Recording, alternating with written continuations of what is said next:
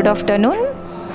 Andhra Pradesh state board of technical education and training కింద diploma చేస్తున్నటువంటి బుడ్డి పిల్లలందరికీ కూడా అన్ని సెమిస్టర్స్కి సంబంధించిన టైం టేబుల్స్ ఈ ఒక్క చిన్న వీడియోలో 2 minutesలో చాలా క్లియర్గా ప్రజెంట్ చేయడం జరిగింది. First year, second year, third year 3 yearsకి సంబంధించినటువంటి టైం టేబుల్స్ ఇందులో ఉన్నాయి.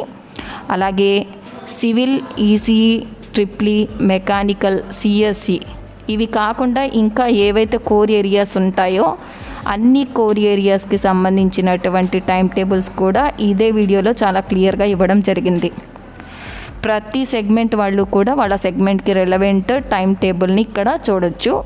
అండ్ టైం టేబుల్లో చాలా క్లియర్గా ఏ సెమిస్టర్కి ఎగ్జామ్ ఏ టైం నుంచి ఏ టైం వరకు జరుగుతుంది అన్నది కూడా ఇవ్వడం జరిగింది.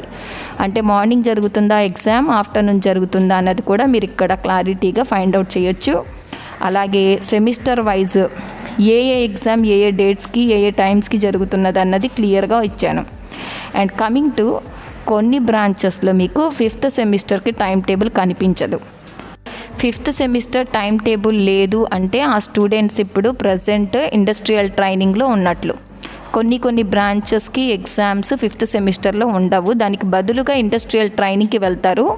5th సెమ్ ఎగ్జామ్స్ రాయకుండా ఇండస్ట్రియల్ ట్రైనింగ్కి వెళ్తారు కాబట్టి ఇండస్ట్రియల్ ట్రైనింగ్ అయిపోయిన తర్వాత వాళ్ళకి 6th సెమిస్టర్లో ఎగ్జామ్స్ ఉంటాయి. సపోజ్ మీకు ఈసీఈ స్టూడెంట్స్ని తీసుకున్నారనుకోండి, ఈసీఈ స్టూడెంట్స్ అట్ ప్రజెంట్ వాళ్ళు ఇండస్ట్రియల్ ట్రైనింగ్లో ఉన్నారు, వాళ్ళకి 5th సెమిస్టర్ ఎగ్జామ్స్ ఉండవు. వాళ్ళు మళ్ళీ 6th సెమిస్టర్కి కాలేజ్కి వస్తారు. యాజ్ యూజువల్గా వాళ్ళకి 6th సెమిస్టర్లో సబ్జెక్ట్స్ ఉంటాయి అండ్ సెమిస్టర్ ఎగ్జామ్స్ కూడా ఉంటాయి. సపోజ్ సిఎస్సి తీసుకున్నారనుకోండి, ఇప్పుడు సిఎస్సి స్టూడెంట్స్కి ఇప్పుడు 5th సెమిస్టర్ ఉంది. సో 5th సెమిస్టర్ ఎగ్జామ్స్ రాసిన తర్వాత మరలా 6th సెమిస్టర్కి వాళ్ళు ఇండస్ట్రియల్ ట్రైనింగ్కి వెళ్తారు.